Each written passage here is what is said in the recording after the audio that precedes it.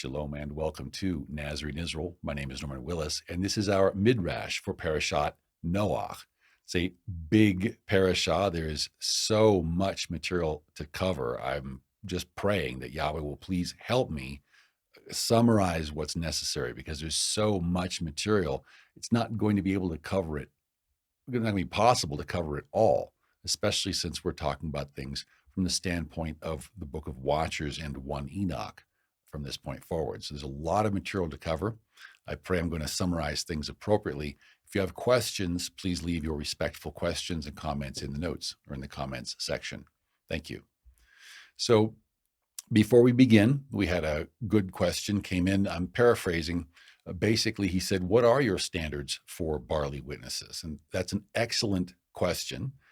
Please pray that Yahweh will give us a Nazarene Israelite barley witness who understands the need of the body to work together. We're not supposed to be a bunch of individual princes out here building our own kingdoms. We're supposed to be working together to build his singular unified kingdom. So that helps us to understand also the need to obey all of the standards that Nazarene Israel has established in our studies. And the thing about it is, when they teach people to check for counterfeit money, they don't teach them to check for counterfeits. What they do is they teach them to look for the fine points of detail for the real article, for the genuine McCoy, so to speak. So they train the people to look at the details and exactly how the details line up. And then when something is off, when even one of those details is not in place, then you know that you're dealing with a counterfeit. So that's what I would recommend. If anyone is interested in becoming a Nazarene Israel barley witness, please review the studies we have on establishing the head of the year. And then we be in communication with us and we will take it from there. So praise Yahweh. Please pray for that, that the body would start to come together as one.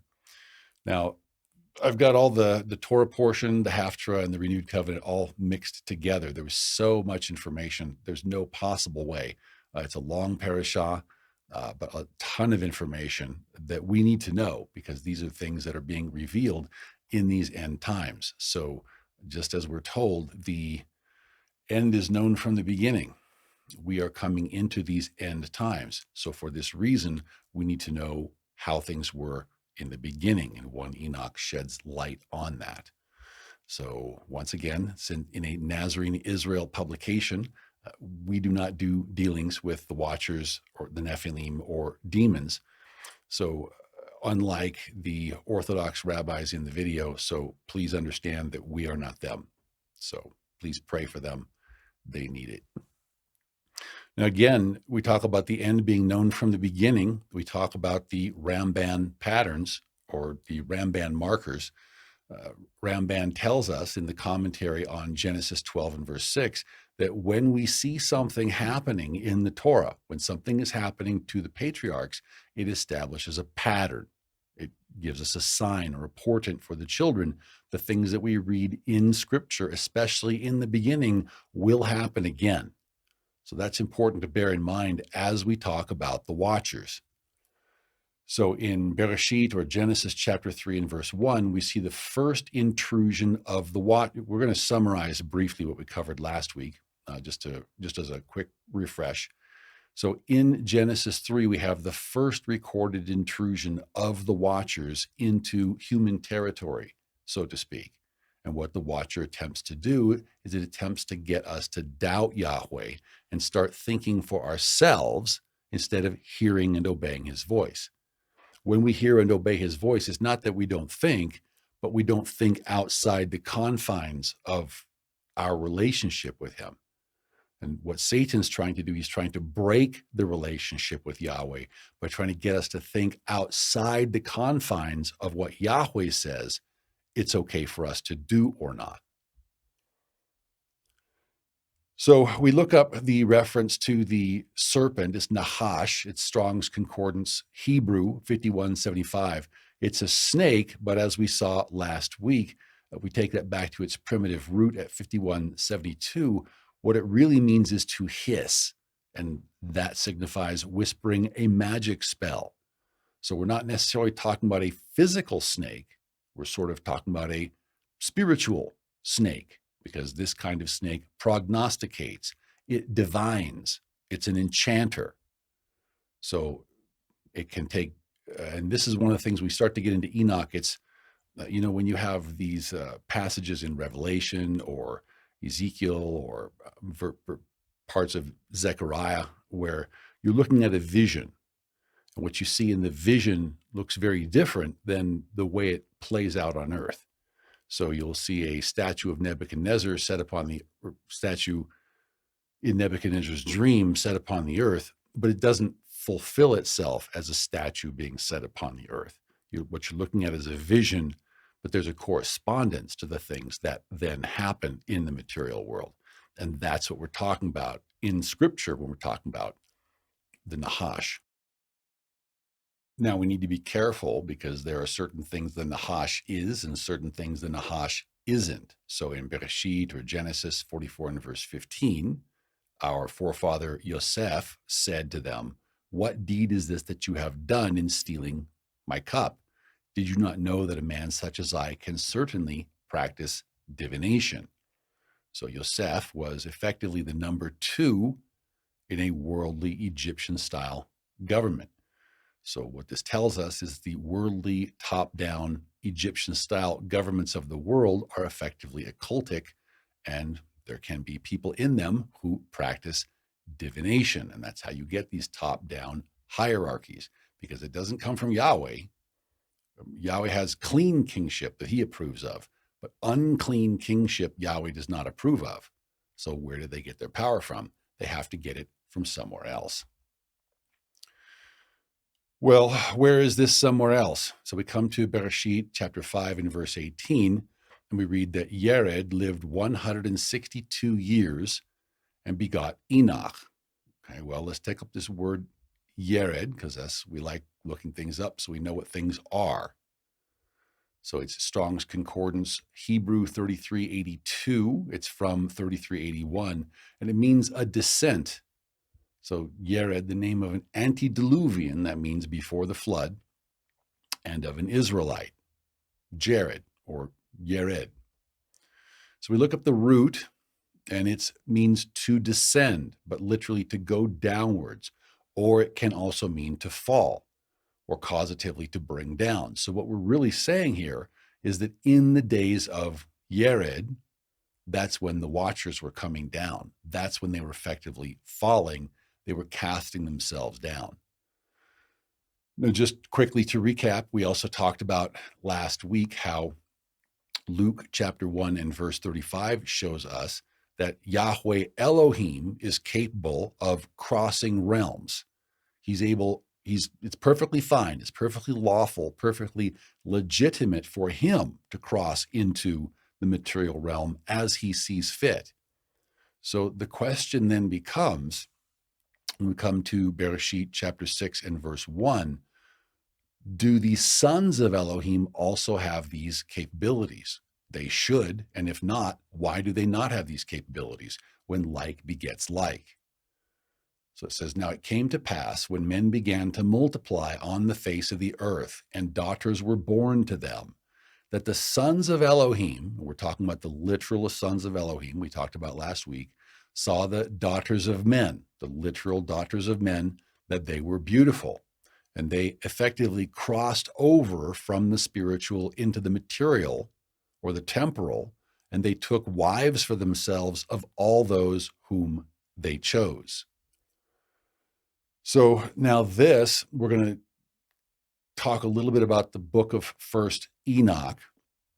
So in First Enoch chapter 6, starting in verse 1, it tells us, "And it came to pass that when the children of men had multiplied in those days, they were born unto them beautiful and comely daughters. And the messengers, or the angels, the children of the heaven, saw and lusted after them, and said to one another, Come, let us choose wives from among the children of men, and let us beget children, because it's can be more pleasurable here in the material realm." So continuing in verse 3, I put 3b. They've got a different numbering system. I'm not sure how it works, but I'm just saying 3b to indicate that I'm continuing in verse 3.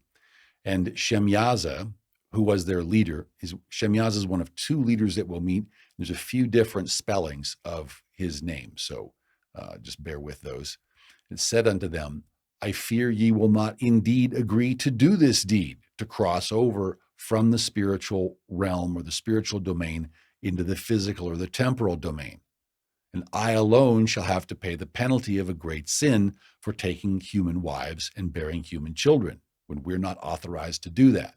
We're capable, but we're not authorized. And they all answered him and said, let's all swear an oath and bind ourselves by mutual imprecations, not to abandon this plan, but to do this thing.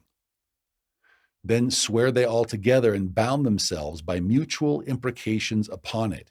And they were in all 200, who descended in the days of Jared on the summit of Mount Hermon.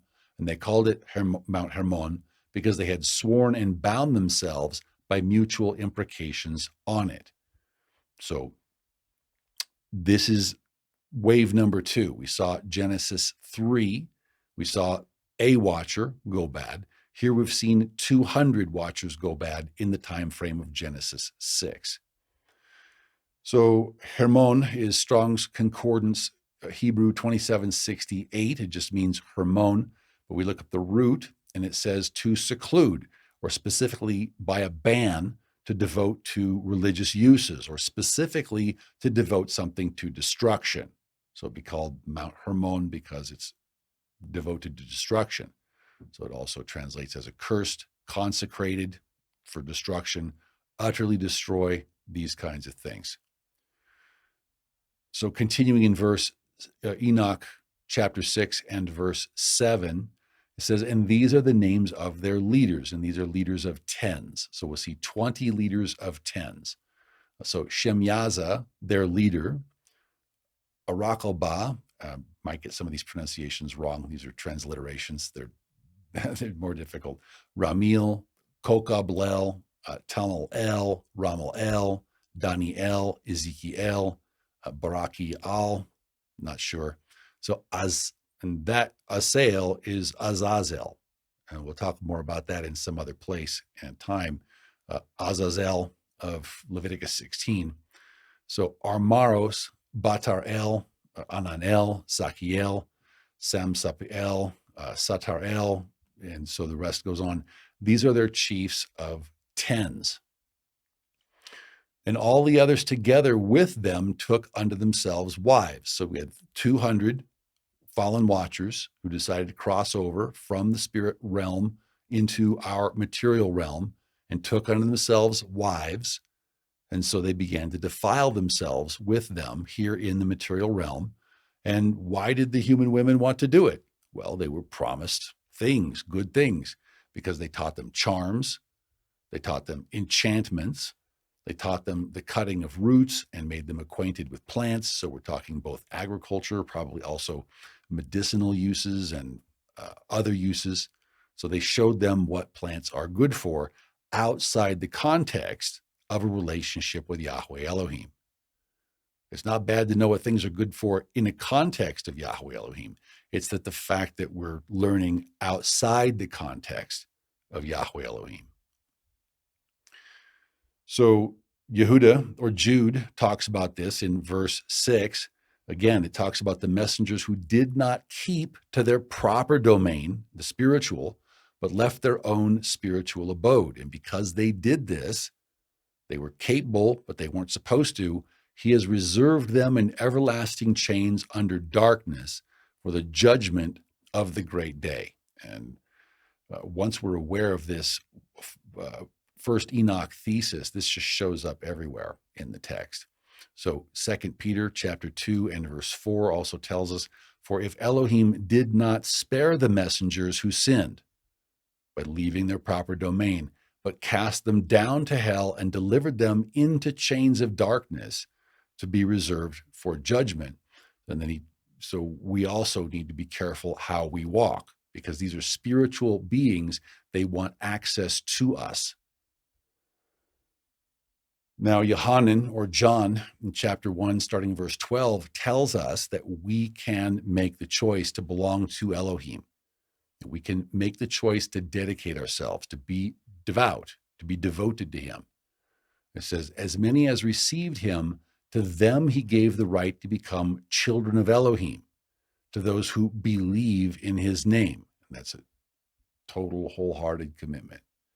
Who were born not of blood, nor of the will of the flesh, nor of the will of man, but of Elohim.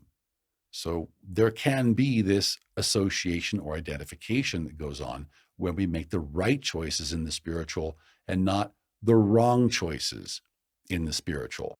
However, all of Yahweh's blessings are contingent upon doing everything Yahweh's way. If we don't want to do things his way, but we want to do things our own way, we want to do things in our own power and strength, he will hand us over. He will give us a reprobate mind, and we will end up being used for his purposes, even though we ourselves, it won't go so well. So here we talked last week, we just need to revisit just a few of his quotations. This is from Rab Ariel Bar Tzadok's Kosher Torah School of Rabbi Ariel Bar Tzadok. So here he's talking about how the Shadim, the demons, the disembodied spirits of the dead Nephilim, have been craving to intermarry with humans for a very long time. So, and he also tells us of how Judah is fine with this. They had a Jewish Beit Din. I looked up this passage on Sefaria.org. It's there, of how a Jewish Beit Din adjudicated the inheritance of a man who had married a non-human spirit wife and had non-human heirs.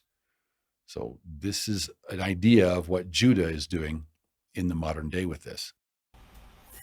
Entities of this nature, according to Rabbi Menachem Tziyuni, that wrote, 700 years ago maybe, they have been craving to intermarry with human beings since the beginning. All kinds of midrashim talk about that. You can even go on to websites like Sefaria, is it Sefaria.org, and pull up the book Kaf HaYashar, and chapters 68, 69, and read about a marriage between a human being and a shed, the likes of which the inheritance of his children were debated between his demonic children and his human children.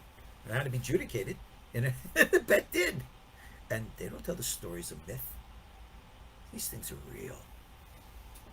Pray for brother Judah, because Judah is extremely strong.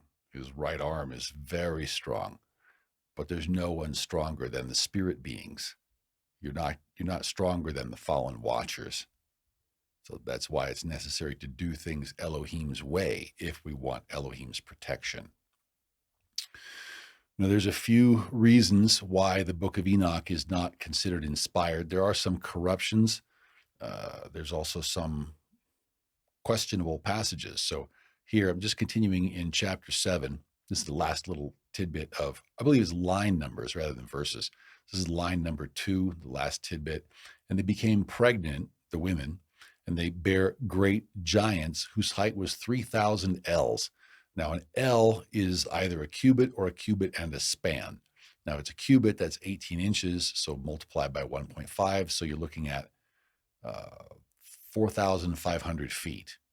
That's almost a mile, because a mile is 5,280 feet. Have a few options here. One is that we could be talking about physical height, and could be, some people believe that's a literal 3,000 ells. Other people believe that's scribal error. And then there's also the possibility that we're talking about representative or symbolic language. So that he was such a great man, it would be as if he stood 3,000 ells tall. So it says that they consumed all the acquisitions of men. And then when men could no longer sustain them, the giants turned against them and devoured mankind. So if you choose to see this through a spiritual lens, This could be that the elite leaders turned all the people against each other, and there was attrition warfare, one people against another.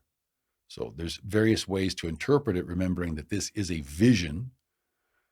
But what we're talking about here is we're talking about elites of great power and strength and renown who are turning against the people, mankind, who's not so demonically augmented. So 1 Enoch chapter 7, continuing in line 5, and they began to sin against birds and beasts and reptiles and fish, and began to devour one another's flesh and drink the blood. Then the earth laid accusation against the lawless ones. So again, we talk about knowing the end from the beginning, and we're entering into these end times. People comment about how this sounds like adrenochrome. Sounds like they're talking about, they're advocating cannibalism in certain high fashion festivals and these kinds of things. So there's also talk about this being an ancient form of either magical or genetic modification of DNA, in that they began to sin against the birds, the beasts, and the reptiles and the fish. And we'll see later that we have human-animal hybrids in their pantheons. So continuing chapter 8, starting in verse 1, and Azazel, so earlier we saw Asael, but Azazel taught men to make swords and knives, shields and breastplates, all the weapons of warfare. And he made known to them the metals of the earth and the art of working those metals. So making armaments. So he also taught them the making of bracelets and ornaments, and the use of antimony, and the beautifying of the eyelids, and all kinds of costly stones, and all coloring tinctures. So effectively what Azazel is doing here is he's teaching the women how to make themselves beautiful and teaching the men how to fight and kill themselves over them. So, and this sounds like Greek tragedies like the Odyssey, the Iliad, these kinds of things. Verse 2, or line 2, continuing, and there arose much unrighteousness, and they committed fornication, and they were led astray, and they became corrupt in all their ways. Shemyaza taught enchantments and root cuttings. So we're talking about magic. We're also talking about medicine, probably. Armaros taught the resolving of enchantments, so spiritual warfare, I suppose. Barachial taught astrology. So now we're into astrology. They also taught the constellations, signs of the earth, signs of the sun, and the course of the moon. So we're talking about the advancement of civilization, but not Yahweh's kind of civilization. We're talking about the fallen watchers kind of civilization that's in rebellion to Yahweh and his original purposes of having a single family of man that takes care of one another. Because now we have certain humans who are augmented, so to speak. They're now raising themselves up as elites, and bad things are happening to the rest of the people. So again, briefly here, Rav Bar Tzadok tells us that it's normal for Kabbalistic rabbis to reach out to these entities trying to cross over from their domain to ours, even though it's forbidden to us. We have the prophecies of the prophets recorded in the Tanakh. We have the wise predictions and perceptions of our sages, many of whom, of course, did astral travel.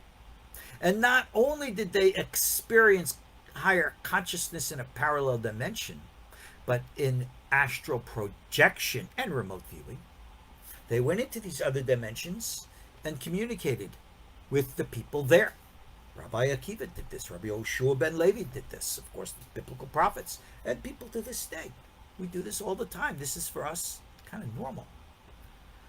Rav Bar Tzadok also tells us that the governments of the world are seeking contact with these shadim, or these demonic entities.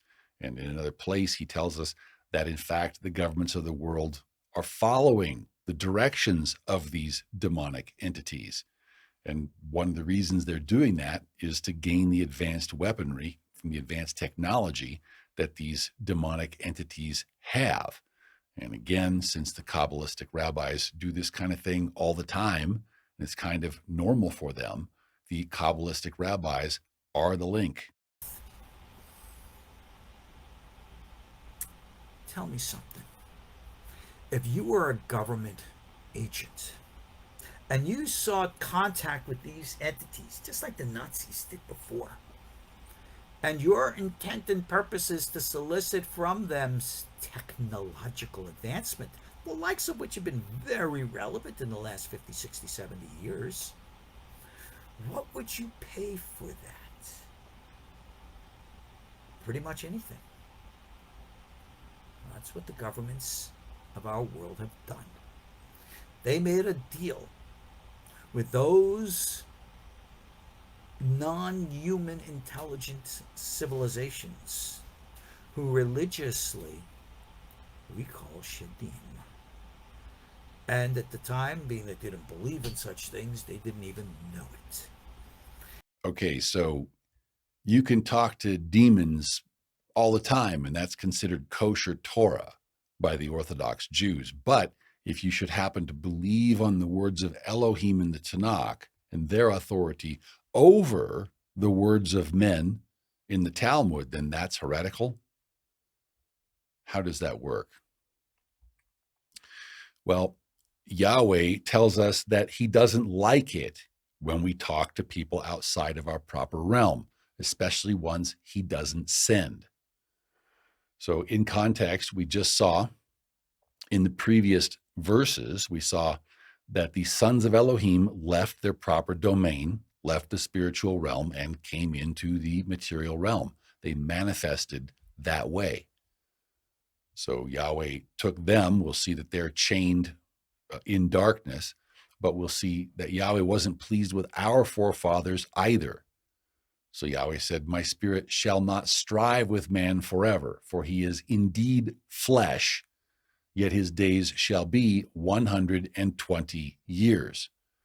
So we used to live longer than that, but because some of us transgressed and were willing effectively to receive the invitations and receive the attentions of dark spiritual entities like the rabbis are doing, Yahweh brought judgment upon men. He shortened our lifespan. Verse 4 tells us that there were giants on the earth in those days and also afterwards. So that tells us that this is something that can happen again. So in those days, being the days of Jared, and then also afterward, when the sons of Elohim came into the daughters of men, and they bore children to them. Those were the mighty men who were of old, men of renown. There's two main focuses we've got here. So let's take these one at a time. So giants, we'll talk about whether we're talking physical giants or societal giants or both in those days and also afterwards, so it can happen again. And obviously there was a manifestation in the physical realm, and there was a union with someone with the wrong spirit. So since this is something that can happen again, this is why 1 Corinthians 11 and verse 10 tells us, for this reason the woman ought to have a symbol of authority on her head because of the messengers. So it acts as a signal of sorts where your loyalty lies. But coming back to the last part of verse 4, it says, those were the mighty men who were of old, men of renown. And again, remembering that the book of Enoch is, reads more like a vision than anything else. So to review, we saw how Scripture traditionally imagines the Nephilim as being either of great size and strength, such as giants, or alternately as being persons of great power and authority, men of name, men of renown, or they can be both. There's also a high technology angle that we'll talk about in just a moment. There's definitely also a sorcery angle. We saw before with Dr. Yuval Harari with his PhD dissertation entitled Ancient Jewish Magic. He quotes Jacob Neusner as claiming, "Were an anthropologist of our times to spend a few years in the ancient Babylonian training academies in Pumbedita, Sura, or Nahardia in order to learn the social role of the Talmudic sage, his research work would certainly have a title like the legislating sorcerer of Babylon." So he would be not just a sorcerer, he would be the legislating sorcerer. He would be the lead sorcerer in Babylon. Again, there's a high technology aspect to all this, just like the good rabbi showed us. People are in contact with these demonic entities in order to gain the high technology. So Tesla's Elon Musk, we're summoning the demon with artificial intelligence, literally. So, and by the way, Elon is a Hebrew name. So Elon Musk once said, with artificial intelligence, we are summoning the demon. Now he's starting an AI company. Never let a good apocalypse go to waste. So this kind of technology, Elon Musk's Neuralink project is essentially a brain-computer interface. So this kind of technology is exactly the kind of thing that we will see that the fallen watchers would want. So for those who are interested to know more about the advanced technology, there's many other authors in this space. I do not know all of them. I'm still learning about these things myself. But this is one resource, the late Dr. Thomas Horn on the second coming of the Nephilim. I could not get it to pull up on Rumble in the search bar, so there's the URL at the top if you need it, if you cannot get it to pull up either. But he talks about, and again, we're not endorsing, we don't agree with everything, but he talks about the high technology connection in all of this. There's also I'm not sure, a sleeping messianic brother by the name of Rob Skiba. Again, we don't endorse everything that he teaches, but those would be two authors to check into if you want to know more about the high technology connection. Speaking of high technology connection, so high technology Elon Musk turns out to be Jewish.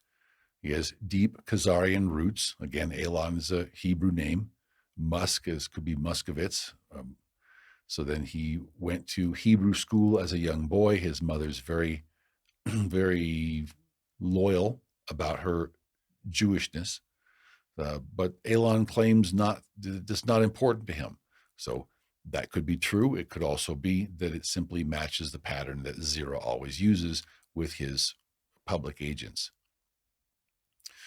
So here we have one man of stature and renown, Benjamin Netanyahu, speaking to another man of societal stature and renown, Elon Musk, calling him the unofficial president of the United States. So that fits the Zera pattern perfectly. That's the kind of thing Zera would do. Please pray with us that men of name and renown and societal stature on the earth will come to understand that because the house of Judah has been listening to demons rather than listening to the words and the voice of Elohim, that perhaps even with the best of intentions, Judah has embedded in an entry of the Tractate on Blessings, meaning Tractate Berachot 28b through 29a, there is embedded a mandate to speak a curse over all Nazarenes. And we see at the top, we see this death curse where Judah prays 3 times each weekday that the Nazarenes be blotted out. So please pray with us that Brother Judah will realize that what he's actually doing is he's praying not just for Esav, but he's also praying to blot out Joseph as he prays for all Nazarenes to become blotted out. So please pray with us, because brother against brother isn't right. And coming back to the text in chapter 6, starting in verse 5, When Yahweh saw that the wickedness of man was great in the earth, and that every intent of the thoughts of his heart was only evil continually, just like you had Cain on Abel, just like you had the older on the younger. And Yahweh was sorry that he had made man on the earth, and he was grieved in his heart because man is not seeking to establish the kind of kingdom that Yahweh wants. Man is seeking only to experience pleasures that he wants in the material realm. It's not what Yahweh wanted.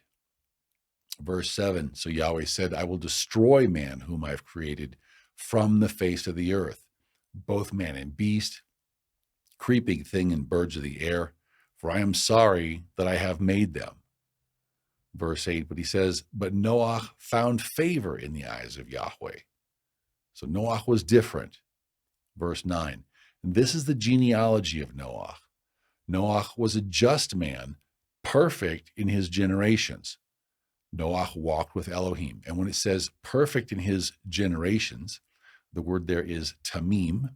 It's Strong's Hebrew 8549, which means effectively it's untainted, it's without blemish, it's perfect, it's without spot.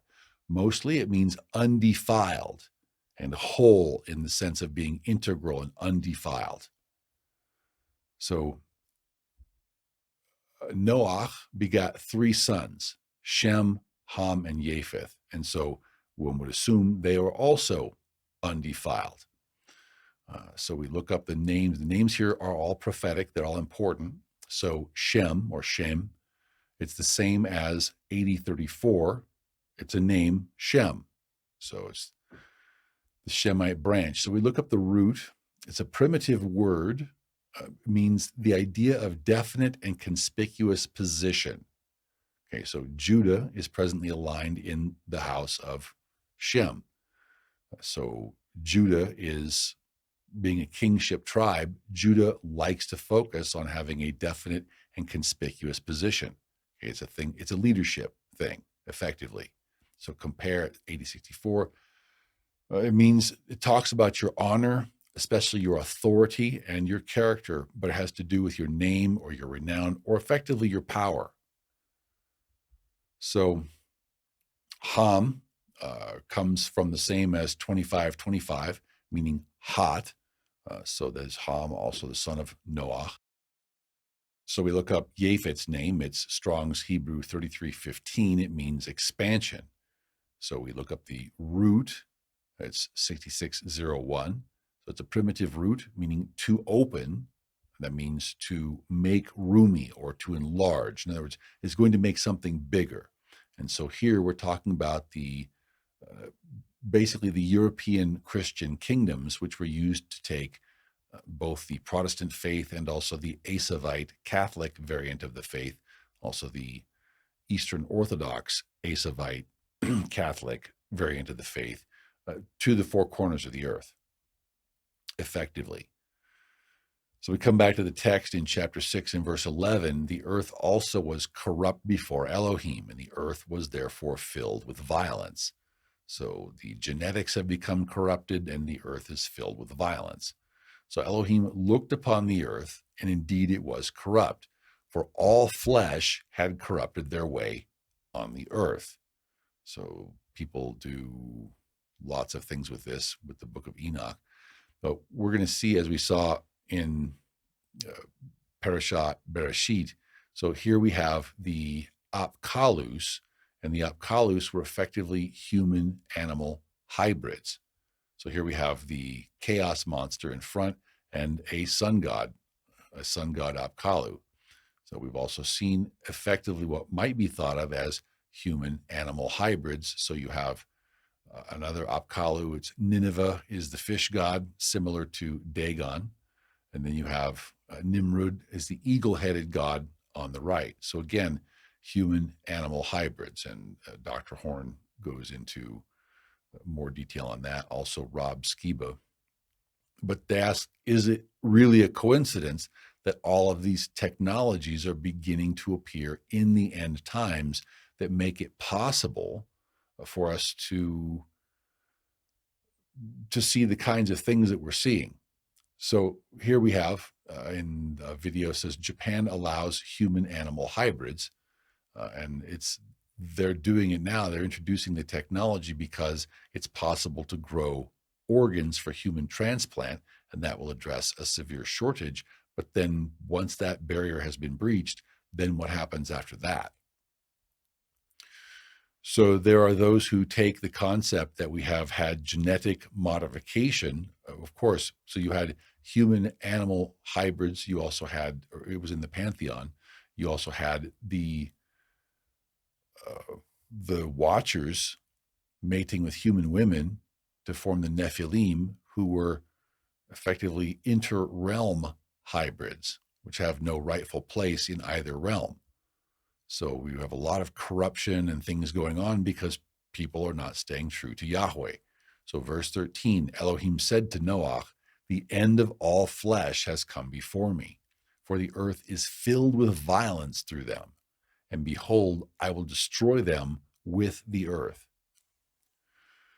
Now, for those of you who have questions about the flood, there's one video that I've seen. It's a Seventh-day Adventist video. It's called The Young Age of the Earth by Dr. Robert Gentry. You can find it online. It's not high definition, but the information seems coherent. It explains a lot of things. There's also, you can find online Ron Wyatt's discoveries with Noah's Ark. So there's another video there, but you can certainly search for that. There's lots of video, lots of materials on the web about that. So Genesis 7 and verse 17 tells us the flood was on the earth for 40 days. And then verse 20 tells us the waters prevailed 15 cubits upward and the mountains were covered. So we're talking about a very flat area that's depicted here. So verse 22, chapter 7, verse 22, all in whose nostrils was the breath of the spirit of life, all that was on the dry land died. So he destroyed all things which were on the face of the ground, both man and cattle, creeping thing, and bird of the air. They were destroyed from the earth. Only Noach and those who were with him in the ark remained alive. So we come now to chapter 9 and verse 18. It tells us that Noach's sons who came out of the ark were Shem, Ham, and Japheth, and it specifies that Ham was the father of Canaan. Verse 20, so Noach began to be a farmer, and he planted a vineyard. And he drank of the wine and was drunk and became uncovered in his tent. It says, and Ham, the father of Canaan, saw the nakedness of his father and told his two brothers outside. So now the question is, what does it mean that he saw the nakedness of his father, and why would he tell his two brothers outside? Well, we come now to Vayikra, or Leviticus chapter 18 and verse 8. It says that the nakedness of your father's wife you shall not uncover. It is your father's nakedness. So we're talking about the father's nakedness is also the mother's nakedness. Now, then Leviticus 20 and verse 11 makes it very clear. The man who lies with his father's wife has uncovered his father's nakedness. It's the same language. Both of them shall surely be put to death. Their blood shall be upon them. So here in Leviticus, to uncover your father's nakedness means to sleep with your father's wife. So we see other examples of this, and what it effectively is it's a power play to overthrow the king or the leader of the house. So we come to Shemuel Bet, or 2 Samuel chapter 16 and verse 21, where we have Absalom's rebellion. And so we have Ahithophel saying to Absalom, okay, if you want your rebellion to succeed, now go into your father's concubines, whom he has left to keep the house. And then all Israel will know that this is for real and that you will be abhorred by your father. And that's when all the people will side with you. So they pitched a tent for Absalom on the top of the house, and Absalom went into his father's concubines in the sight of all Israel, making it very clear that there was not going to be any future reconciliation because this was a power play for the throne. We're coming back to the text. So verse 23, Shem and Japheth took a garment, laid it on both of their shoulders, and went backward and covered the nakedness of their father. Now, we can imagine different scenarios, but it would seem that he covered at least, well, he covered Noach and his wife, one would imagine. Their faces were turned away, and they did not see their father's nakedness. So they were being very honoring and respectful toward father and mother. So we come to Shemot, or Exodus chapter 20 and verse 12, and we have the fifth commandment, which is to honor our father and our mother, that our days may be long upon the land which Yahweh gives to us. Now, this obviously wasn't given until later, but the principle should be clear. Yahweh wants us to honor our father and our mother. So this was a fundamental violation of that, because it dishonored both his father and his mother in the same act. And one wonders why he would boast of it to his brothers outside, is that he wanted his brothers to know that he was effectively rising up and rebelling against and overthrowing his father. So we see this as a bad Nachmanides marker, so to speak. It's a bad prophetic shadow picture. We're going to see what grows out of that.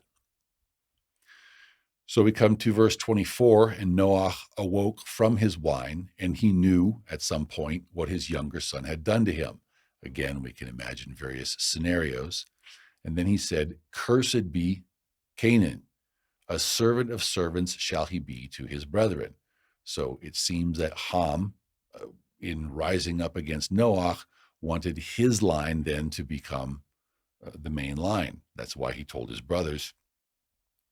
And Noach says, no, if you're going to dishonor, if you're going to do everything this way, then your line will be the least.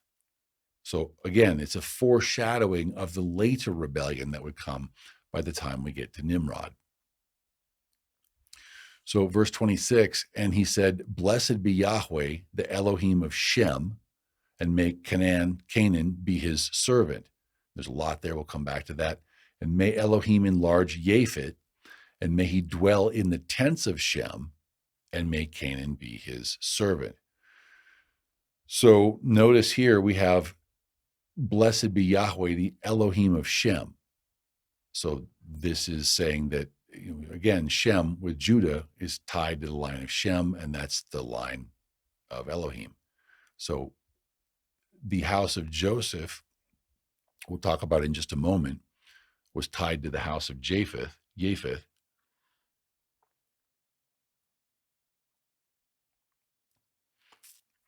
And we will come back to the tents of Shem. And just to make things clear, I just want to mention this before we move on. If you are of the line of Canaan, then what you need to do is effectively, so Ruth, she was a Moabitess. And then when she became an Israelitess, she even found her way into the kingly line. So these things, we may have an earthly ethnicity, but that's not what matters before Elohim. What matters before Elohim is our walk and our faith. So again, may Elohim enlarge Japheth, and may he dwell in the tents of Shem, which means that Japheth will come back home to dwell with brother Judah. So this is what we see after the Assyrian diaspora. The blue arrows are where the faith, or the tribes, moved as prophetic bodies to what later became Protestant Northwestern Europe. And then from there, it was spread out to North America and the rest of the world, and then eventually to South America. And as we see in other places, we are called back in Parashat Nitzavim and other places. We're called back from the ends of the earth, back to the land of Israel, back to dwell in the tents of Shem. So in the house of Joseph, we accept anyone whose walk in Yeshua is pure, who walks the way Yeshua walked and the way Yeshua said to walk. So chapter 10 and verse 1, we get the table of nations, and it tells us that this is the genealogy of the sons of Noach. So then we won't have time to go through the entire table of nations, but there's a lot of good information in there. So come to verse 6, it says that the sons of Ham were Cush, which we'll talk about. Usually they put that as Ethiopia, but we'll see an option in Sumer. Also Mitzrayim, which is Egypt, Put, and Canaan. So it says, verse 8, Cush begat Nimrod. So we have the line of Ham, which was rebellious against his father Noach. And then now we have Cush, and then Cush begets Nimrod. And Nimrod began to be a mighty one on the earth. So it says, and he was a mighty hunter before Yahweh. Therefore it is said, like Nimrod, the mighty hunter before Yahweh. When we take a look at this phrase before Yahweh, it's lifnei Yahweh, so it's to the face of Yahweh. In other words, he's a mighty hunter in Yahweh's face. And what we see is that Nimrod effectively opposed what Elohim was trying to do. So Elohim would have his people trying to establish his kingdom, and Nimrod is taking the easy way, focusing on the flesh. So we look up Nimrod's name. It says it's Strong's Hebrew 5248. It says it's probably of foreign origin. And in fact, it may be a created name. It may be an acronym, so to speak. We don't know. So we look at Brown Driver Briggs, and it tells us that Nimrod means rebellion. It also means the valiant. So it's a valiant rebel. A very valiant rebel would be a very good description of Nimrod. So he's a son of Cush, who's grandson of Ham, and he's the great-grandson of Noach. But he's not like Noach because he's a rebel. Noach was submissive to Elohim. And he became not a comforter of his brethren, not someone to take care of the family, not someone to establish the kind of world Elohim wants, but he became a mighty hunter. And what did he do as a mighty hunter? He established an empire in the area of Babylon and Assyria. So he was a mighty hunter of men, effectively, so to speak. So there's several words that just to give an example, I typed this into Google Translate. So we see this root. So Nimrod was the one who is revolting or rebelling, but then we have this root shows up in the term for revolt. So Merida, then you have heat, Mardut, then you have Mered, you have Merida, you have Marie, so Mered. This root shows up again and again. Some people believe that this root shows up in the terms marauder, also murder, these kinds of things. So there are, at the very least, it's a strong cognate.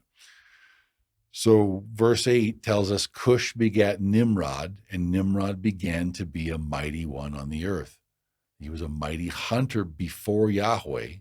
Therefore it said, like Nimrod, the mighty hunter before Yahweh. So again, this wasn't someone who's serving his brethren. This wasn't someone who's trying to take care of the extended family. This is someone who's exalting himself as an elite. So he starts the pattern of elitist, pantheistic, pantheon governments. So, and as we've seen in other studies, there's both a religious aspect of Babylon. There's also a political aspect of Babylon. So now we come to Bereshit 25 and verse 27, and we see that Esav also is identified as a hunter. So that's a point of similarity between Esav and Nimrod, is they both practice self-exaltation, elitism, and they both have pantheons. Effectively, they have polytheistic worship. So we come to Genesis chapter 10 and verse 10. It tells us that the beginning of Nimrod's kingdom was Babel or Babylon. Also Erech or Uruk, which is Iraq, Akkad and Calneh in the land of Shinar. So Shinar is Sumer. We'll see that in the slide set. And from that land, he went out to Assyria and built Nineveh, Rehoboth Ir, and Calah. So first he started in Shinar or Sumer, and then he expanded into Assyria, meaning he expanded into the rest of Mesopotamia. He shows up again in Micah chapter 5 and verse 6. We'll just touch on it here. It says, they shall waste with the sword the land of Assyria and the land of Nimrod at its entrances. So the land of Assyria is modern day Syria. The land of Nimrod is effectively Iraq. So what we're seeing here, this is from Revelation chapter 17.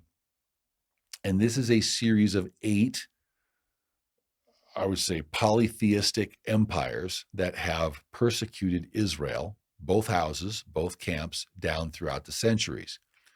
So at the top, first you have Egypt, and you have the Sphinx, so you have human-animal hybrids in this context.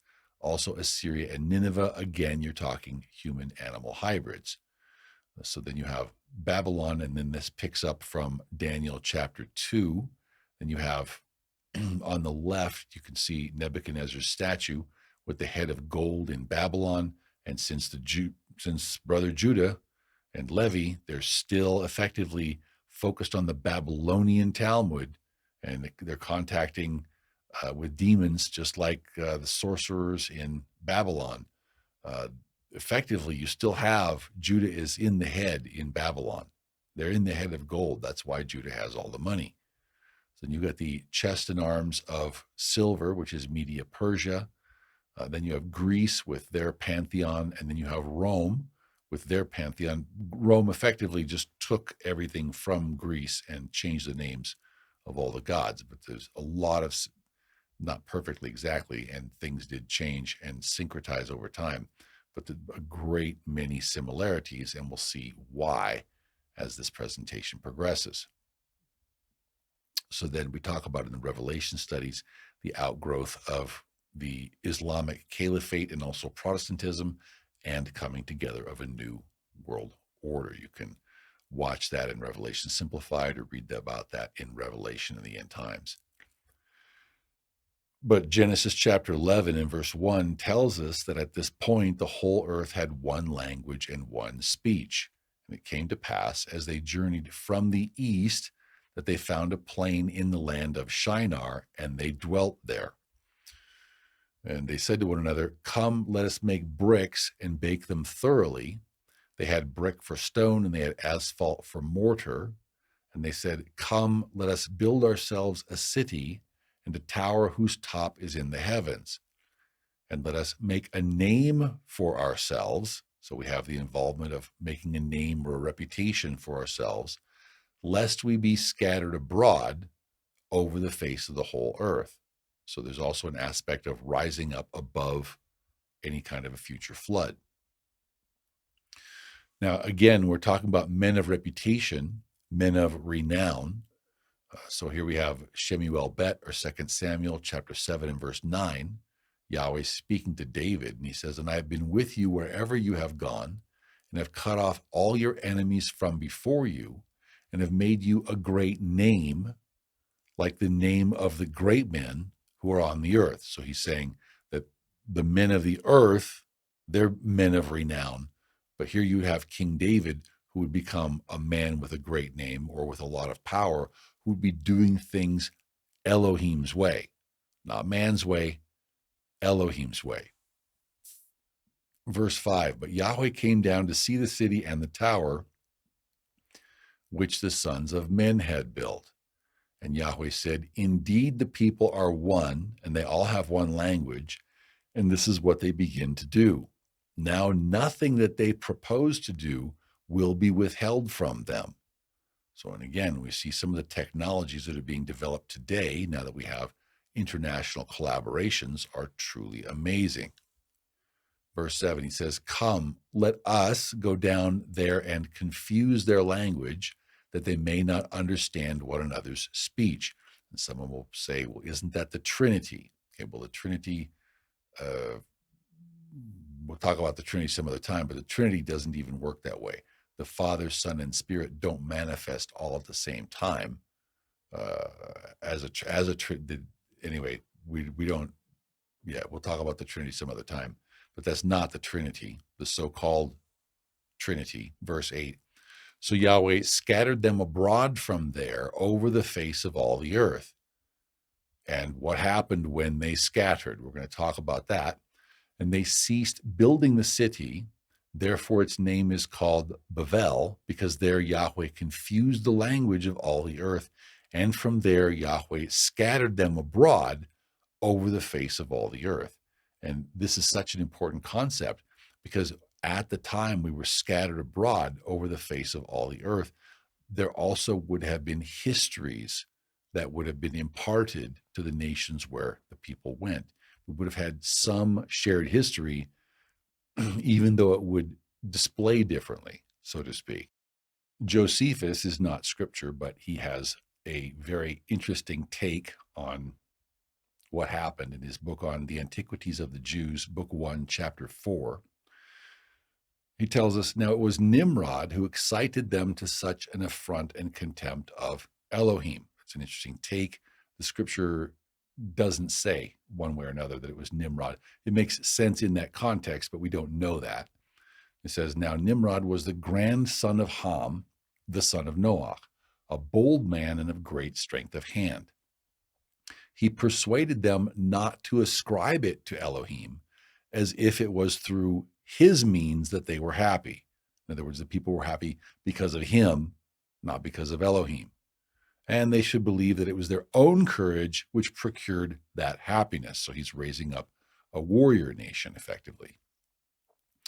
He also gradually changed the government into tyranny, seeing no other way of turning men from the fear of Elohim, but to bring them into a constant dependence on his own power. Do governments ever do that? So he's effectively describing what in modern politics we would call the forces of the left. I believe that's also a Talmudic reference. Continuing, he also said he would be revenged on Elohim if he should have a mind to drown the world again, for that he would build a tower too high for the waters to be able to reach, and that he would avenge himself on Elohim for destroying their forefathers. And so there's a revenge motive involved. So again, a valiant rebel, this time taking revenge, according to Josephus. Now, the multitude was very ready to follow the determination of Nimrod and to esteem it a piece of cowardice to submit to Elohim. So we're talking about full-on rebellion. So Nimrod, rebellion. And they built a tower, neither sparing any pains nor being in any degree negligent about the work. When Elohim saw that they acted so madly, and madness is a trait of Asaph, just by the way, he did not resolve to destroy them utterly, since they were not grown wiser by the destruction of the former sinners, but rather he caused a tumult among them by producing in them diverse languages. Now we come to section 3. Josephus makes reference to the Sibyl, which is a Greek oracle. So it says the Greek Sibylline oracles also makes mention of this tower and of the confusion of the language when she says thus, when all men were of one language, some of them built an high tower, as if they would thereby ascend up to heaven. So there's a strong similarity. But the gods sent storms of wind, or I'm not sure, it might be storms of spirit, I don't know, I can't see the source language, and overthrew the tower and gave everyone his peculiar language. And for this reason it was that the city was called Babylon. So again, we see a strong correspondence, and this is what causes a lot of people to say, well, the reason there's a strong correspondence is the Bible is a copy of these other religions, and that's not what it is. What the Bible is the Bible corrects the record with regard to these other religions. So here we have, again, from last week, we have an early Hebrew conception of the universe. So it's just type that into Wikipedia, and you'll see other models there also. But so we have effectively what you have a 3 or perhaps a 4-tiered government. So you have Elohim in the highest heavens, these chambers in heaven outside the firmament, which could be a physical firmament or it could be a symbolic way of saying he's not in the material realm. He's in the spiritual realm. He's in the spiritual domain.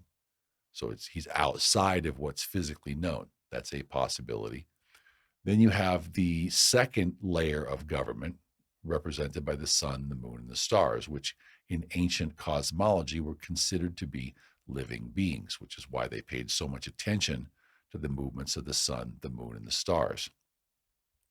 Then you could have a third level of divine governance or semi-divine governance, or you could also have a layer on or level on earth where you have earthly rulers that could be either divine or semi-divine, depending upon the religion that we're talking about. Now, when the nations dispersed, something extremely important happened that we need to understand. So this is from Tehillim or Psalms chapter 82. I'm going to go by the Lexham English Bible, just correcting the names. But it says, a psalm of Asaph. He tells us Elohim, so this is Yahweh, stands in the divine assembly. He administers judgment in the midst of the Elohim. So these are his sons. At least these are the good ones that are still in heaven. These are not the ones that fell.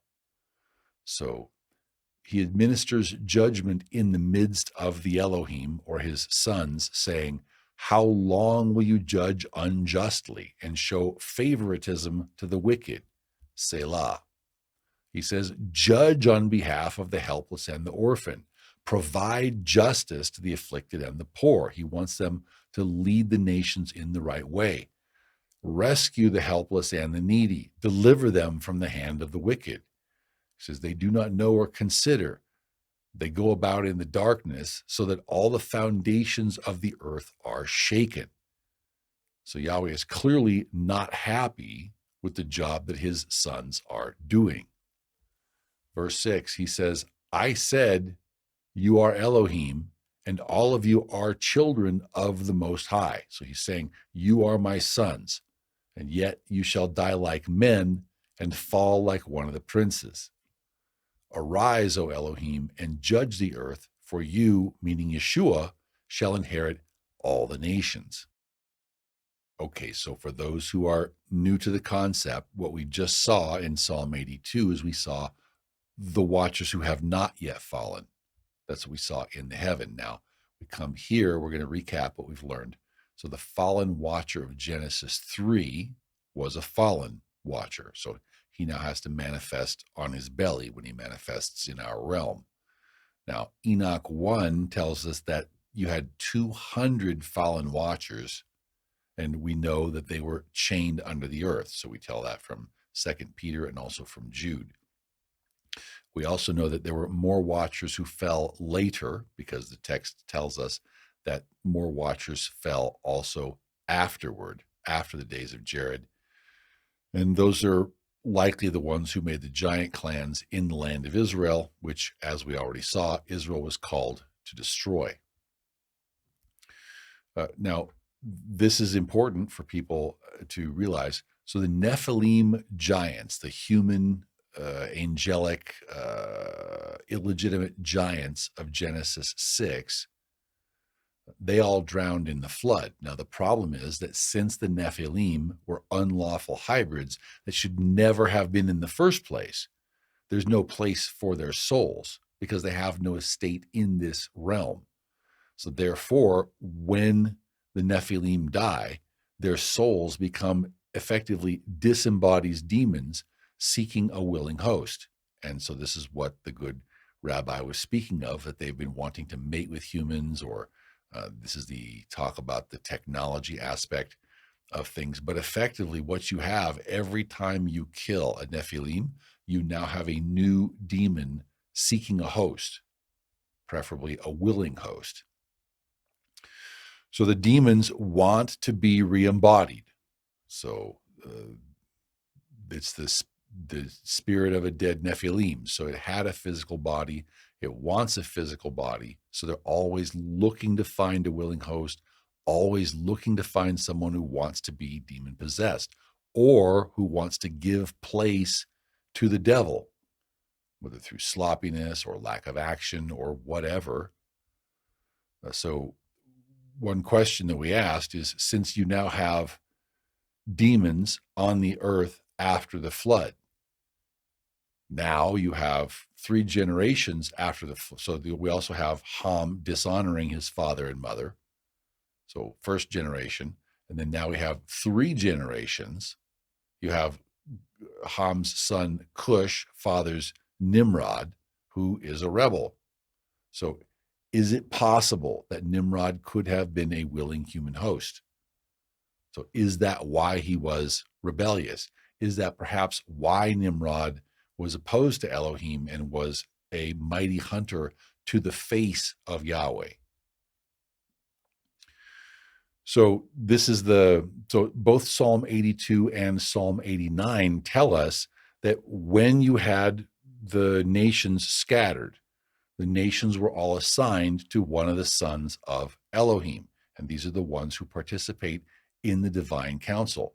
And in the context of Psalm 82 and Psalm 89, it's clear that Yahweh is not happy with the job that they're doing. So what he's saying is, just for our walk, he's saying he's going to judge them, and effectively, he's going to replace them with the good ones of us.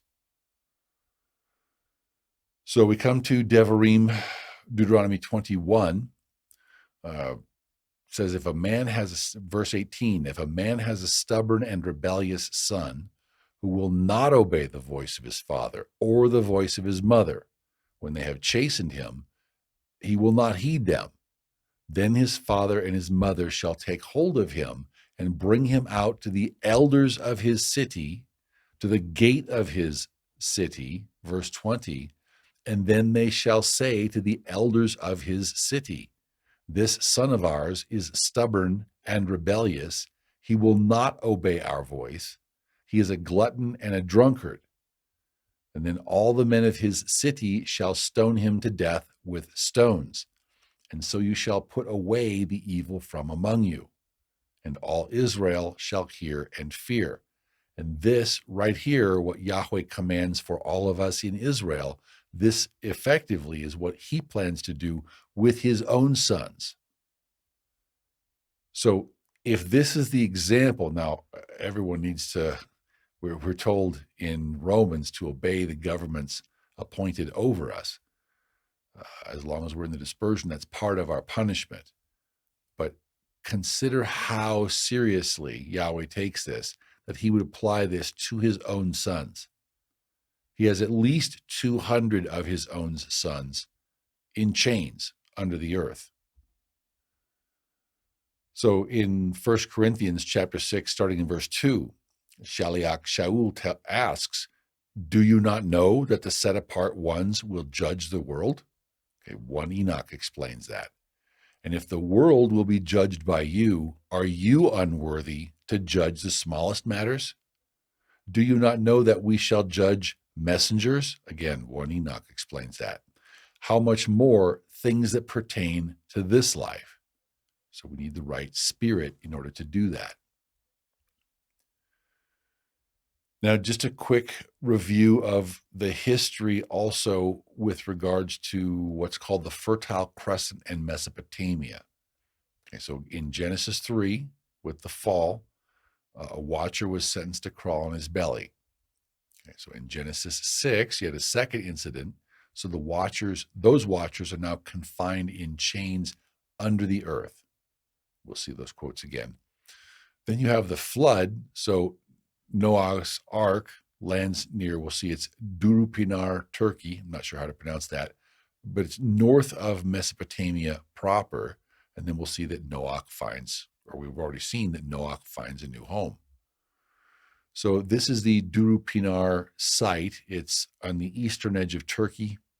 That's north of Mesopotamia proper. So just for a quick geography lesson. So you see Iraq there. That's ancient Shinar or Sumer. We'll take some close-ups of that. And then you come further up the rivers. That would be Mesopotamia. So that's more in the region of Syria. And then you come around, and then You also come down to Israel, and that's what's called the Fertile Crescent, because it gets enough moisture that you can grow things without irrigation, even in ancient times. Some people extend the Fertile Crescent up the Nile River Valley, first Egypt and then Cush, and then some people list the Nile River Valley separately. But sometimes they're included as part of the Fertile Crescent, and sometimes they're not. So Noach and his family find a new home, and they settle in. Noach plants a vineyard and gets drunk, and he uncovers himself and Mrs. Noach. That's possibly in Mesopotamia. So what do you do if you're in the mountains of Ararat? And you can live anywhere you want because the land is vacant. Might you move down to a fertile valley? So that would be Mesopotamia. And then wherever it was that they settled, that's most likely where Ham disrespected his father and mother. And that's also most likely where Nimrod was born of Ham's son, Cush. Now we're going to zoom in, do some geography here. Cush may be Mesopotamian Kish. Okay, so now here we have the land of Sumer or Shinar. So it's that the greenest area, the most fertile, the most well-watered area, that is Sumer or Shinar. And then we'll see it expands for Mesopotamia. Now, Nimrod was born of Cush. Is it possible that that's Mesopotamian Kish? Okay, so we take a look, Wikipedia, Cush. So Cush may have lived in Kish, in Sumer. So here we have all these cities that we read about in Scripture are right there together. So you've got Babylon or Babel, you've got Kish. Now, many people theorize that Cush means Ethiopia, and you can make a case for that. But take a look. We have Babel and Kish or Cush. We also have Uruk, which is Erech, which is Iraq. This the name that was taken to name the nation. We also have Ur. So it makes sense that all of these things are taking place in a locality that's in the original area of Shinar rather than being far away in a place like Ethiopia. There's also an argument to be made for Ethiopia, and we don't have time for that here. But continuing chapter 10 and verse 5, it says, "From these the coastland peoples of the Gentiles were separated into their lands, everyone according to his language, according to their families, and into their nations." You know, this is originally, it's a genetic alignment, but you also have a language alignment. Okay, well, now what happens when one people with one language breaks up and they have some history in common, and now they move to new languages and new locations? Okay, what happens to that creation myth? And if we're dealing with a situation of watchers, okay, can that help us to understand why you end up with pantheons or pantheonic empires that oppress Israel? Okay, well, there's several myths regarding a flood. So you can go to Wikipedia and just type in list of flood myths. It tells us that flood myths are common among or across a wide range of cultures, and that would happen if you had a breakup at the time of the Tower of Babel after the flood. So you'd have one flood, you'd have 8 people getting off the boat, but then they're broken up and sent in other directions. And so if you have commonalities in flood myths, can you also have commonalities in pantheistic or polytheistic, rather, religions? So again, we're talking about here, these are the quote unquote, the good watchers. These are the watchers that have not yet fallen. So Yahweh seems to be happy with some of them, but definitely not all of them. So he says, Elohim stands in the divine assembly. He administers judgment in the midst of the Elohim, of his sons, who the nations have been assigned to them, and saying, how long will you judge unjustly and show favoritism to the wicked? He doesn't like it. And that's exactly what the elite regimes do. So here we have, we're going to talk about the geography here. So Bereshit chapter 10, starting verse 9, Nimrod was a mighty hunter in Yahweh's face. So therefore it said, like Nimrod, the mighty hunter before Yahweh, or in Yahweh's face. And the beginning of his kingdom was Babel, Erech or Uruk, again, Iraq, Akkad, we'll talk about that some other time, and Calneh in the land of Shinar. And from that land, he then went to Assyria and also built the Assyrian cities of Nineveh, Rehoboth, Ir, Calah, and Resen between Nineveh and Calah, meaning the principal city. So first he built Shinar or Sumer, and then he expanded into Assyria. So again, what we see effectively is that Nimrod began in modern-day Iraq, and then he expanded up into modern-day Syria. Now, the red star there by the coast, that's symbolic of Mount Hermon, and then you'd have Iraq, Syria, and that region plus Israel would be the Fertile Crescent. Now, zooming in on Shinar or Samaria, again, okay, so I think we covered this already, but Cush may have been Kish in Sumer, and that makes a lot more sense than extending it all the way up the Nile River to Ethiopia. So there's different opinions on that. But what we want to focus on here, start third line down. So Mesopotamia is where Nimrod started his empire in rebellion to Yahweh. Mesopotamia is also where the Tower of Babylon was built. And also there is the Gilgamesh epic. And Gilgamesh was a mix. He was partly deity. I want to say he was 2/3 deity, 1/3 man. Don't quote me on that. But that's where Gilgamesh was allegedly born. Also was in Uruk, or the city from which we get the modern name for Iraq. Now, the questions we have here is, well, we've got a pantheon there in Babylon. Okay, what happened after Yahweh confused the languages of all the nations and dispersed them all over the world for not being faithful to him?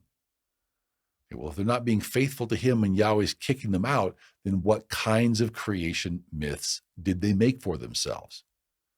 Okay, well, there's lots of cultures have a flood myth, which makes sense if we're talking about something that went with the 70 nations as they were dispersed. Only how are they going to explain the flood? How are they going to explain the creation histories if they're not loyal to Yahweh? And if we have demons on the earth after the flood?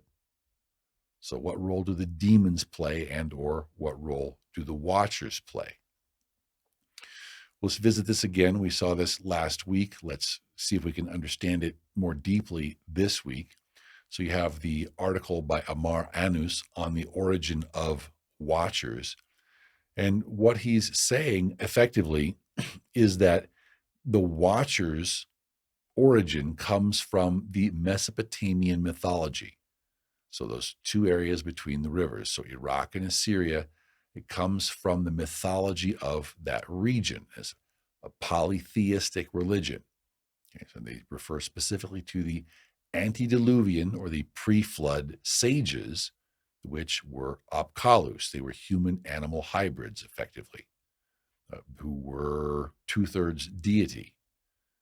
He says, more precisely, it is proposed that the mythology of the Watchers and their sons, the giants, or the Nephilim, derived from inverted versions of various Mesopotamian myths and beliefs about Apkalus. So again, the Apkalus were 2/3 divine. I want to say, don't quote me on that, but I believe 2/3 divine and 1/3 human.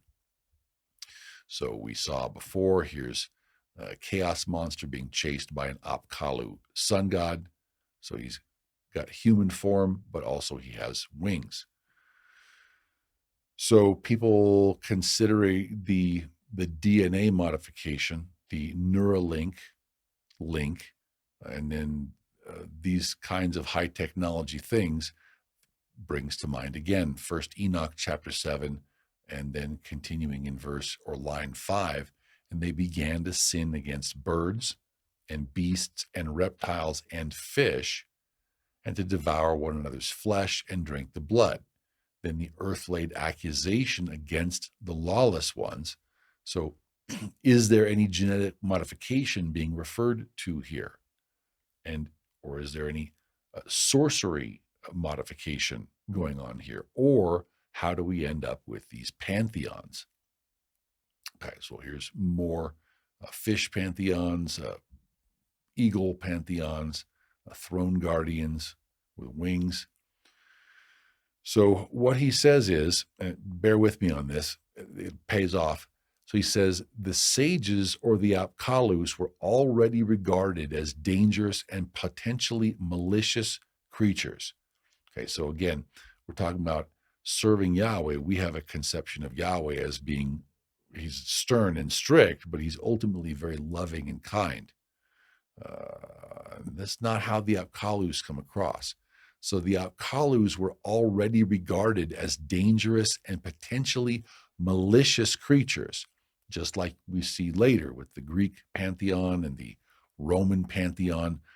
They're not necessarily ethical beings. They can be very unethical, just like human beings or just like watchers. So these sages or Apkalus already were regarded as dangerous and potentially malicious creatures who were capable of sorcery and witchcraft. And then these Apkalus also had strong ties to Mesopotamian demonology, again, sorcery and witchcraft.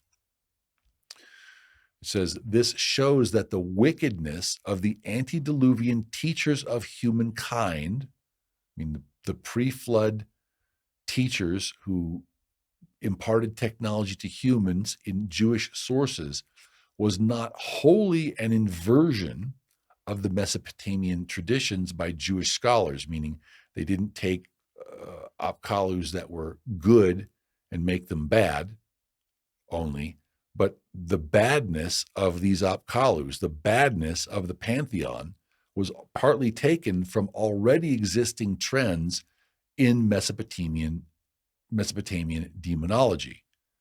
So what this means is that the Apkalus had a very bad reputation, just like fallen watchers and just like demons would. So what kind of existing trends in Mesopotamian demonology? Let's come now to the Wikipedia article on Enuma Elish, which is the Babylonian creation myth, and it's the only complete surviving account of ancient Near Eastern cosmology, which means that this is the only example we have of how they worshiped the pantheon back in ancient Shinar or Sumer or Mesopotamia. It goes on, Enuma Elish, the Babylonian creation myth, contains numerous parallels with passages of the Old Testament or the Tanakh, which, of course, has led some researchers to conclude that the Old Testament is baseless because it's based on the earlier Mesopotamian work. But that's not what it means. It says the overarching similarities between Enuma Elish and the Old Testament or the Tanakh include reference to a watery chaos before creation, a separation of the chaos into heaven and earth, different types of waters and their separation, and the numerical similarity between the 7 tablets of the epic and the 7 days of creation. However, if we'll take a look at all these things, these are all pre-flood events. These are all pre-Days of Jared, pre-Watchers events. So, of course, you would expect to see a similarity because they're reporting on the same ancient history before the tower and before the flood. It says, however, another analysis notes many differences, including polytheism versus monotheism. And this is a major theme. So this is one of the things that Nimrod does is he introduces polytheism. And then with the breakup of the nations, this polytheism goes in 70 different directions for the 70 nations. And this is opposed to Yahweh's people who practice monotheism. So that's one of the main differences right there. Now we come to the list of Mesopotamian deities. It starts out as Mesopotamian pantheon, but it redirects to Mesopotamian deities. And it says, deities in ancient Mesopotamia, so the gods of ancient Shinar, the gods of ancient Mesopotamia, were almost exclusively anthropomorphic. That means they have human characteristics and qualities. They were thought to possess extraordinary powers. Does that sound familiar to the watchers? And they were often envisioned as being of tremendous physical size. So either they were giants or they were men of renown. Are we seeing any parallels to the watchers? So we come to, well, I hear discussion. So with regards to the Sumerian or the Mesopotamian pantheon, they have various gods, and then they have the Apkalus myth, and it's too much information for me to summarize here. I didn't have time to get through it. But basically, as a radical oversimplification, what you had is before the flood, you had higher level gods. You can read about them in the article. But the higher level gods were not teaching the people the arts and sciences of civilization. So according to the Mesopotamian or Babylonian version, some of the lower level gods decided, we need to help mankind. We need to teach them all the arts and sciences and all the fine points of civilization. So just like we saw with the fallen watchers, teaching humans technology in exchange for women.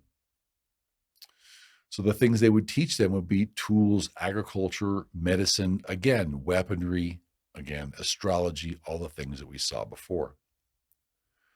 Now, again, as a radical oversimplification, the Mesopotamian myth says that some higher level gods decided they didn't like human beings being taught the arts of civilization. So they wanted to destroy mankind with a great flood.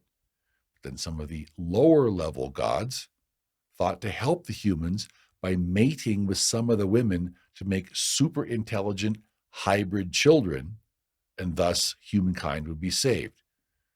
Okay, does anything sound familiar?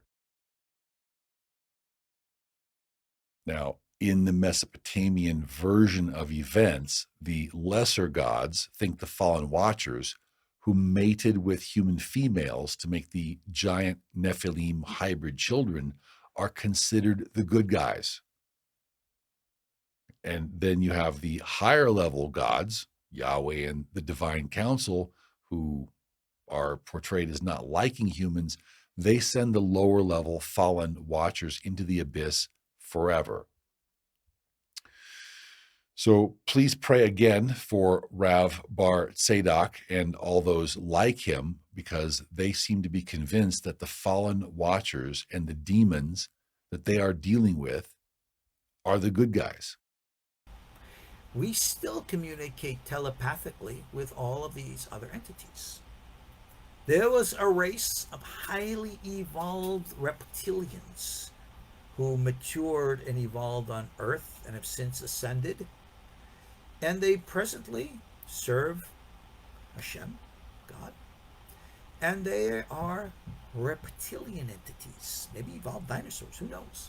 I don't think the dinosaurs were so 65 million years ago. They were probably a lot closer than that. But aside from that, an evolved reptilian race. They are referred to as, in the Sefer Yetzirah, they're referred to as the Teli, T-E-L-I. I write all about this. You go search this out. Sefer Yetzirah says that they rule in this universe like a king on his throne. They're the reptilians. We know who they are. And they know us. We know them by different names. The book of Daniel calls them the Irin, the watchers. The book of Isaiah refers to them as the Seraphim. Now, the Seraphim are the ones who are in the palace of God saying, Kadosh, Kadosh, Kadosh. So they're pretty high up there in the order. But people say, oh, the word seraphim, that means burning ones. And I feel like taking the head and giving somebody a whack on the side of the head, saying, that's what you get for not understanding Hebrew correctly. The Hebrew word for burning is soreth. And if they were burning ones, then they would be called sorethim. But it's very clear from the book of Isaiah that they're not called that. They're called seraphim. And the word seraph, that's exactly what Moses was told by God to put on a staff back in the book of Numbers. Clearly a reptilian. These are reptilian entities. And they're the good guys. Well, it's so very ironic and so very sad, if we can say this in a loving way, that Judah talks Torah, Torah, Torah, Torah all the time, but Judah doesn't walk Torah. In fact, Judah doesn't even follow the principles or the precepts of Elohim's Torah because Judah's too busy doing their own thing. And that's sad and ironic because in the Song of Moshe, in Devarim chapter 32 and verse 12, we're told that one of the things Yahweh loved about our forefathers in Israel at that point in time is there was no foreign Elohim with us. We weren't crossing over into other domains and other realms seeking contact with foreign Elohim. Rather, we were depending upon Yahweh. We were trusting upon Yahweh. We were hearing and obeying his voice and not the voices of foreign Elohim and not the voices of demons. And we know from Scripture it doesn't go well to cross into the spirit realm when Yahweh hasn't said to do so, or to do so in ways he has not said to do so. Kephabet 2 and verse 4 says that if Elohim did not spare the messengers who sinned by crossing out of their proper realm and into another domain, but cast them down to hell, we'll look at that next, and delivered them into chains of darkness to be reserved for judgment, then why do we think it's a good idea to cross dimensional lines and boundaries? Okay, well, we look this up. What does it mean, hell? So it's Strong's Greek Concordance, 5020. It's Tartaru. It's from Tartaros, which is the deepest abyss of Hades, to incarcerate in eternal torment. Sounds like one Enoch. So we look it up in Wikipedia. Tartarus in Greek mythology is the deep abyss that is used as a dungeon of torment and suffering for the wicked and as a prison for the Titans. Compare the Titans at the fallen watchers.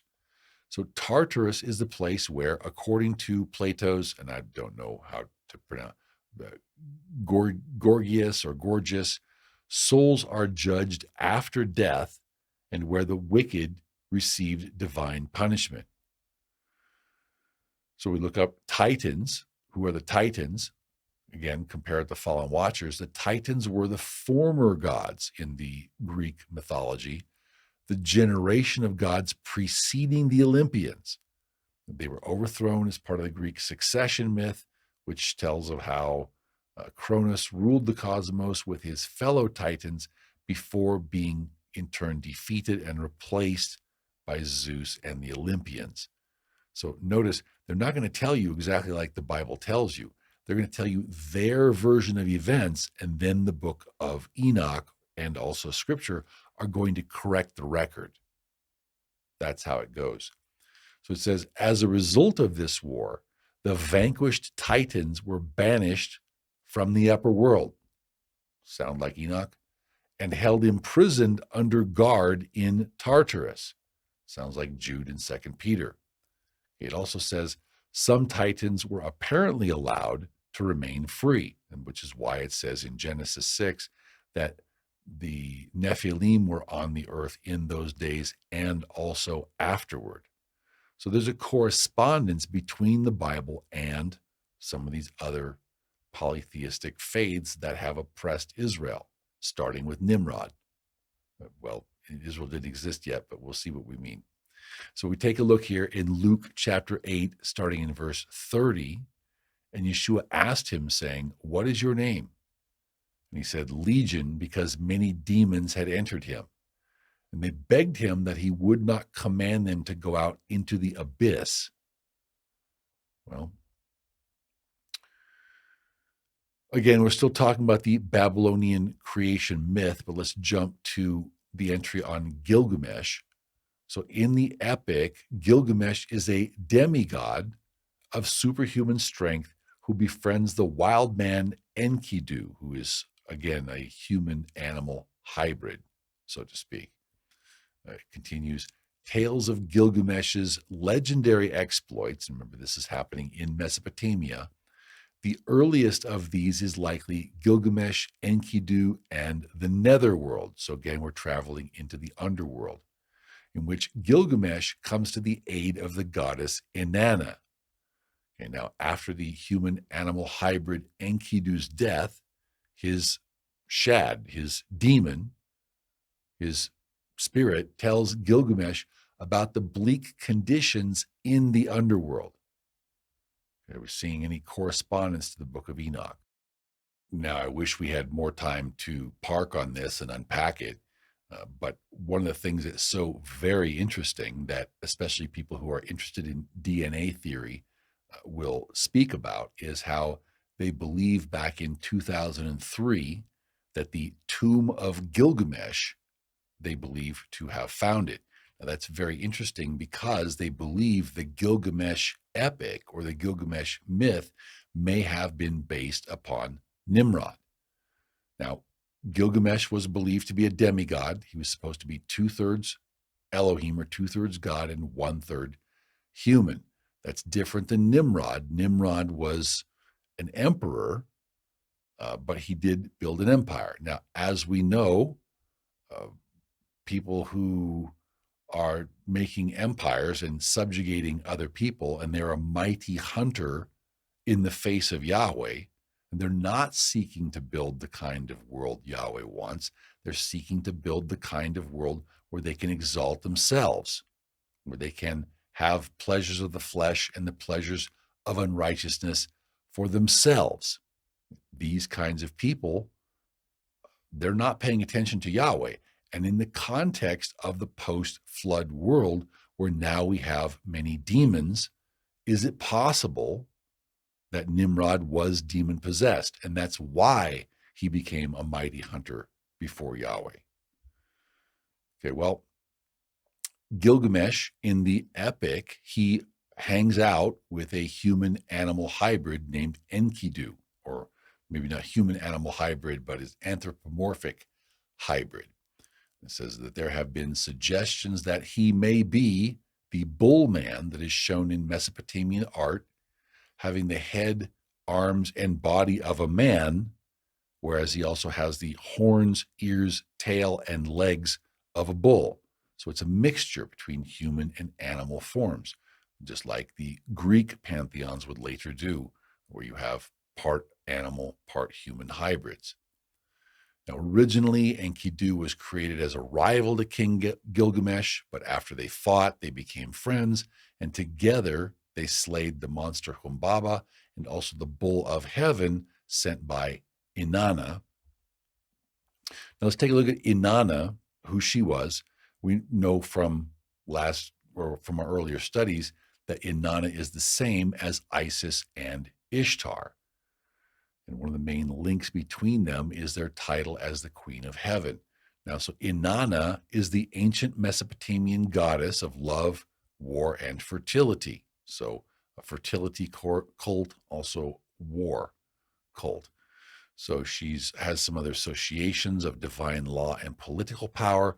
Originally worshipped in Sumer or Shinar or Iraq, she was known also by the Akkadian Empire, by the Babylonians, and by the Assyrians, but by a different name. So they didn't call her Inanna, they called her Ishtar.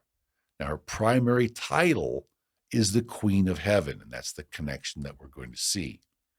So we look up Queen of Heaven in Wikipedia, and that's one of many queen titles used for Miriam or Mary, the mother of Jesus, according to the Asavite Catholic Church. It says the title derived in part from the ancient Catholic teaching that Mary, at the end of her earthly life, was bodily and spiritually assumed into heaven, and that she is there honored as queen. That's very interesting. That would effectively make Miriam Yahweh's wife or something on that order.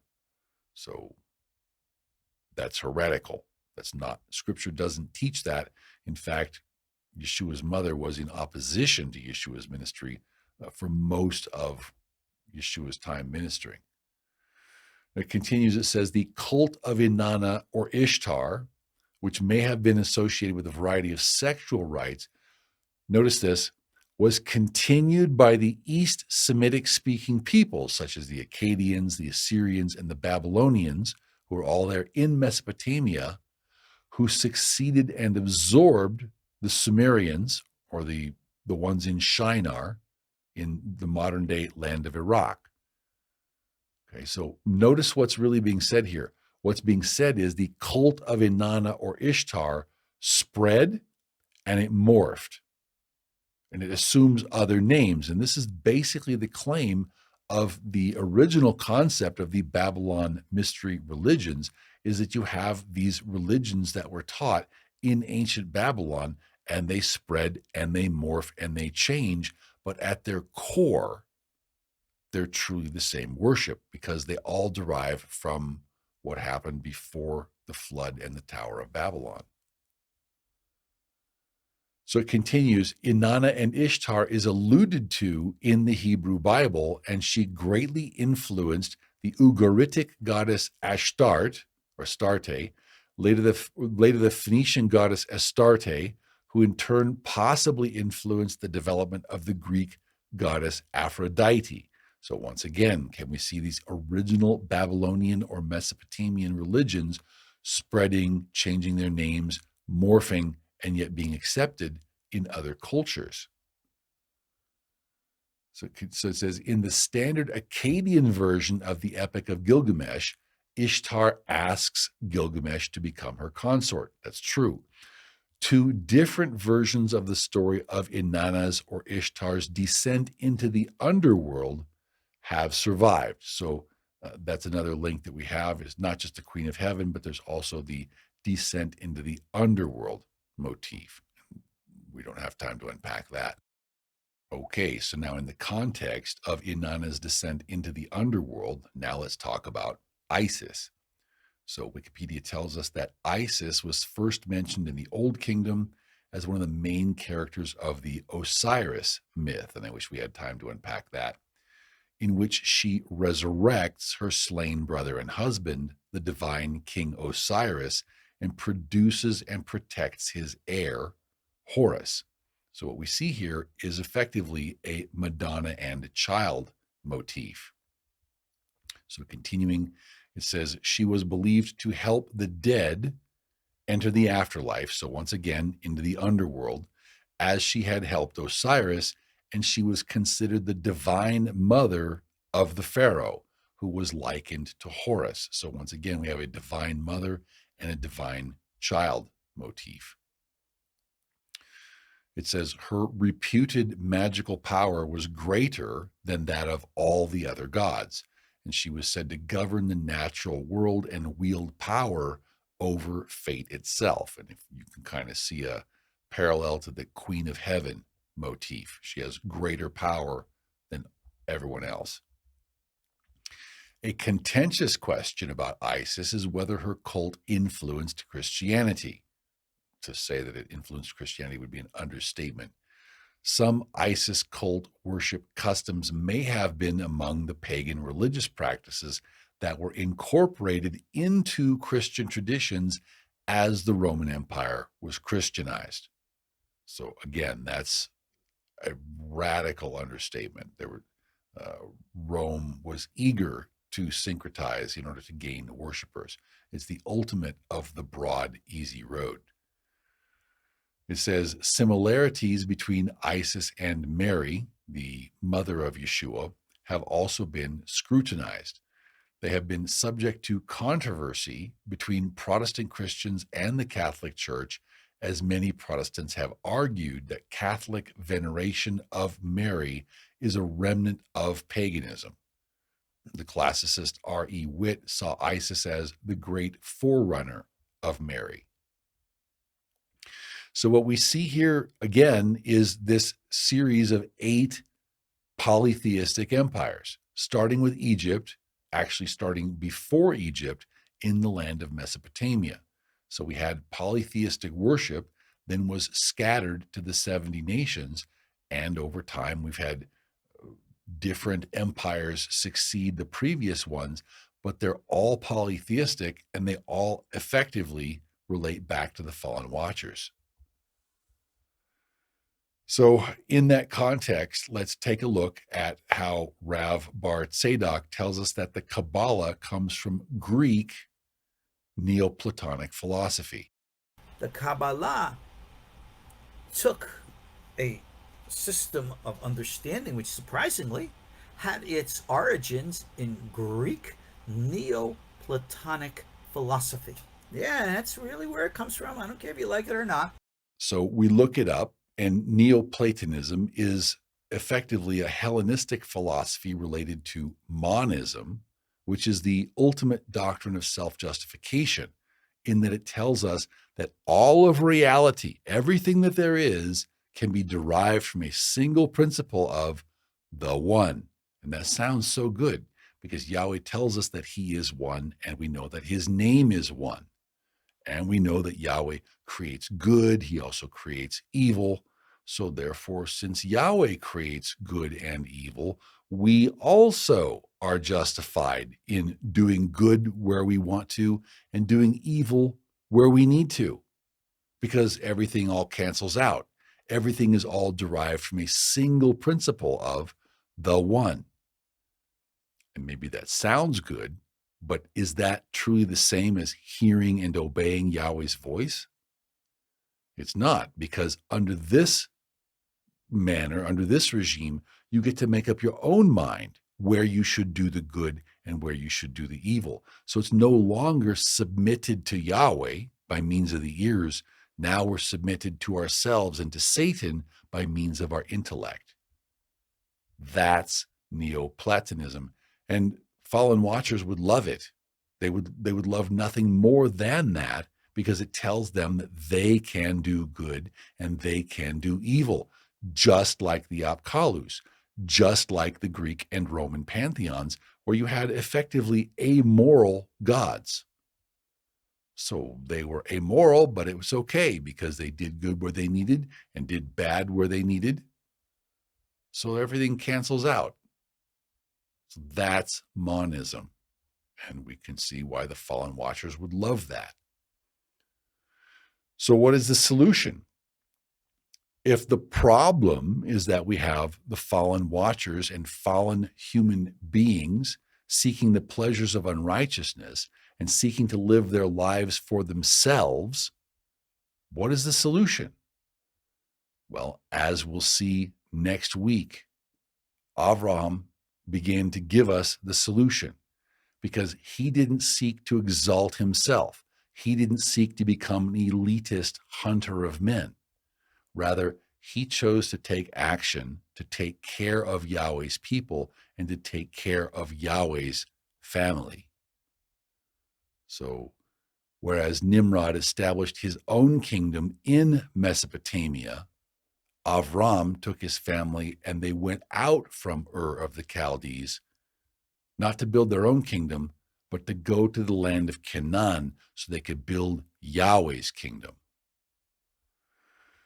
And this change of heart, this change of focus is the change that we all need to make, and we all need to take it as seriously as Avram took it. So Yohanan, or John chapter 1 and verse 12 tells us that as many as receive him, to them he gives the right to become children of Elohim, to those who believe in his name. So the fallen watchers are out. He's looking for replacements. And he's looking for replacements among those who are born not of blood, nor of the will of the flesh, nor yet even of the will of man, but those who are born of Elohim, because they're hearing and obeying his voice. Brothers and sisters, that's the choice we all need to make. So please, let's all pray that Elohim will lead us to make it. In Yeshua's name, amen.